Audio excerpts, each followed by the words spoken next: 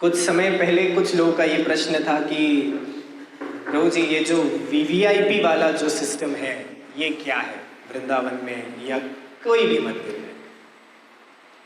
आजकल देखा है मैंने कई सारे लोगों को कि वीवीआईपी दर्शन मिलेंगे क्या, वीवीआईपी से हम चले जाएंगे।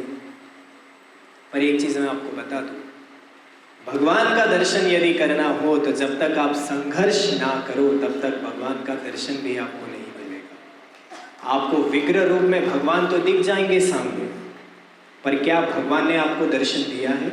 क्योंकि भगवान की नजर आप पर नहीं, जो उस लाइन में खड़े होकर के इतनी तपस्या करके जो सामने आया है भगवान उसको पसंद करते हैं।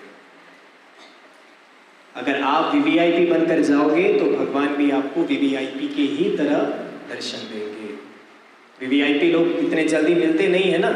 जब भी हम किसी वीआईपी के यहाँ जाते हैं तो पहले उन्हें अपॉइंटमेंट लो, फिर वो अगर समय रहा उनके पास तो वो समय देंगे।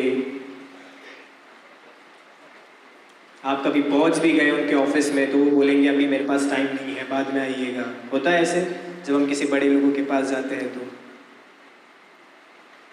तो भगवान कोई अधिकारी नहीं है, भगवान कोई प्रेसिडेंट नहीं है, भगवान कोई चीफ मिनिस्टर नहीं है कि आप उनके लिए वीवीआईपी सिस्टम से होके जाएंगे। भगवान इस जगत के पालनहार है। आप उनके सामने सरल होकर के जाइए।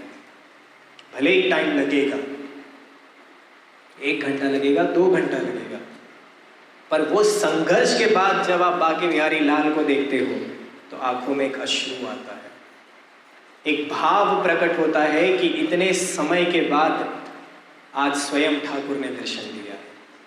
और वो वीआईपी लाइन में जा करके आप 500-1000 रुपये दे करके आप चले गए आगे, क्या उसमें पुण्य मिला?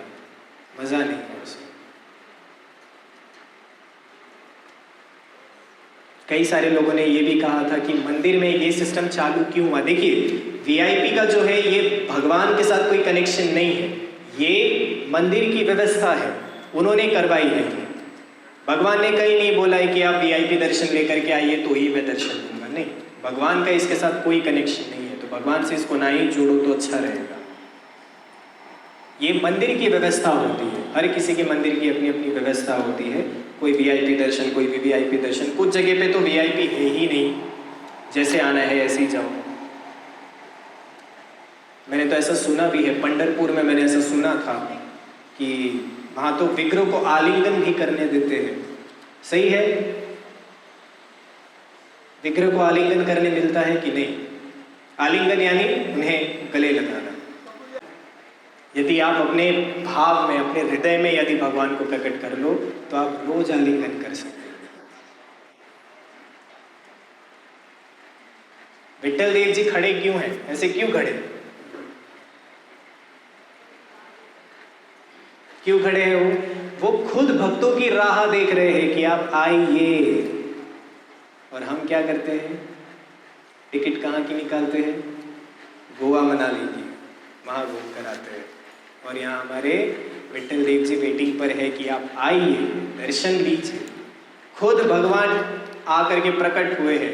अब विट्ठल देव तो आए, स्वयं चैतन्य महाप्रभु भी आकर गए। चैतन्य महाप्रभु खुद गली गली में भ्रमण कर रहे हैं, घर घर जा करके हरि नाम का प्रचार कर रहे हैं, कह रहे हैं कि हरि नाम बोलो, बोलो हरि बोल, बोलो हरि बोल। क्यों कह रहे हैं? ताकि आपका उद्धार हो। भगवान को क्या पड़ी है? आपके उद्धार के लिए भगवान खुद श्री चैतन्य महाप्रभु के रूप में अवतरित हुए हैं। गली गली घूमकर क्या कह रहे हैं?